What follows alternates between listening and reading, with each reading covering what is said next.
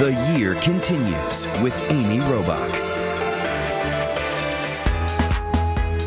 Wedding bells were a-ringing throughout Hollywood in 2014. Both Simpson sisters, Jessica and Ashley, got married to their beaux, as did Neil Patrick Harris to his, and Sir Elton John to David Furnish. It was the wedding that made headlines for so many reasons. Kim and Kanye tied the knot. In their photograph is the most liked Instagram photo ever. Because we just believe in true love that will last forever. Why are you laughing? But as far as true love stories go, all eyes were on Brangelina. After 7 years together, it was their 6 kids who finally pushed them down the aisle. Brad and Angie, you know, when they decided to go for it, they really went for it. Their kids were very much a part of the ceremony, right down to Angelina's dress. She essentially took all the kids' pictures off of the refrigerator, gave them to the wedding dress designer, and said, put these on my veil. That's when you know you're a mom, huh? When you're like artwork, just go ahead and scribble on the back of my train. They pulled it off without helicopters overhead, without anybody knowing it was happening. And somehow the paparazzi did not descend. From a secret ceremony in a French chateau to a luxurious location in Venice, Italy. Well, the wedding of the year was the wedding of the century. George Clooney, the eternal bachelor, became a one-woman man. To get George Clooney to marry you, you have got to be the bomb. George Clooney marries no one. But he did, ditching his bachelorhood for Amal Alamuddin. This whirlwind romance with this astonishing woman who's intelligent, sophisticated, worldly, powerful, and beautiful stunned everyone. You were less shocked that Hugh Hefner got married than George Clooney.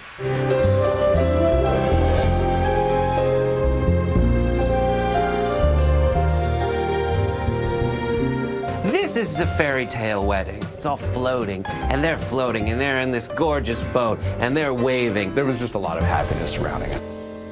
Though love was a many-splendored thing for some this year, it just couldn't keep others together.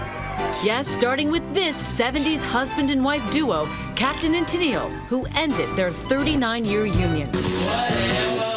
So did Oscar winner Cuba Gooding Jr. and his wife Sarah Kapfer, married 20 years. David Cassidy and his wife Sue, 23 years. And Antonio Banderas and Melanie Griffith, divorcing after 18 years. But if there was one couple who blurred the lines, it was Robin Thicke and Paula Patton. Sure, there was that twerk show with Miley and her foam finger back in 2013. But it was when Robin admitted to drug and alcohol abuse that things went up in smoke and mirrors. Cut to, posted photo, there's a mirror, there's a butt grab, blurred lines. Baby, I'm going blind. Baby, I'm out of my mind. And out of luck, Robin and Paula's 22 years as a couple, 9 of which were married, was over. So Robin Thicke pretty much goes on a begging tour to get his wife back. You know, when you lose your the love of your life, you don't have much to hide anymore. Guess what's not enough? Naming an album after your soon-to-be ex-wife. Doesn't work. It sold virtually no copies, and it didn't win her back. He must have done some really bad stuff, like really bad stuff. You know, if you got a good woman, take care of her.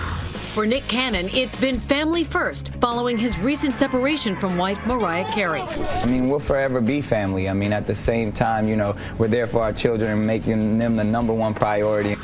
But liberating himself from the pop diva hasn't come without pain, literally. This is one of the best, like, oops tattoo moments of the world. He put her whole name stretched across his whole back. I said, that's gonna be a problem. Wait for it. So he paints Jesus over it. And when asked, he said, we're never gonna break up. Me and Jesus are never gonna break up. Good job, Nick Cannon. If we learned anything about celebrity divorce in 2014, it was that the idea of parting amicably got a whole lot cooler. Conscious uncoupling? What the hell is that? That's the term Gwyneth Paltrow used to describe her split from husband Chris Martin. I didn't read the 19 paragraphs explaining what conscious uncoupling is, but part of conscious uncoupling is to consciously spend a ton of time with the person that you're uncoupling from. It's not easy to be married for 10 years, you know, we definitely have big ups and downs, but we're very close friends, and we laugh a lot. It kind of means like we're never going to break up, but we're broken up. Whatever it is, they're conscious of it.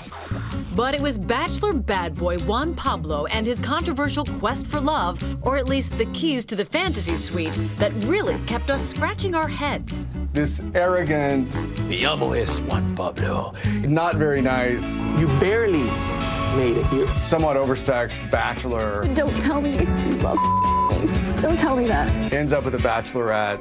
I like you a lot. A lot. He's like, I like you a lot, and winked at her. I mean, right there you have an issue. He's not respecting Renee or he's not respecting me. 20 seconds later, he was making out with Claire. What the hell am I? The things he said were entirely inappropriate and rude. He never took responsibility for anything. I have no regrets. Nikki saw through that, and really, it was genuine. They tried to make it work, and unfortunately it didn't. Another season of The Bachelor has come to an end. Not gonna lie, I'm okay moving on. While hopes for a bachelor wedding starring Juan Pablo backfired this year. Look at me in that dress. I look gorgeous. There was one romance that ignited in 2014 that could lead to, hands down, the steamiest wedding in years. So Sofia Vergara has a new boyfriend. His name is I Hate You. The lucky shirtless guy is Magic Mike and True Blood heartthrob Joe Manganiello. Sexy fans. The heat that they generate, it's got to be able to solve some sort of energy crisis or power a small village or town somewhere. It's like Tarzan and Jessica Rabbit got together, and you just pray that they make children.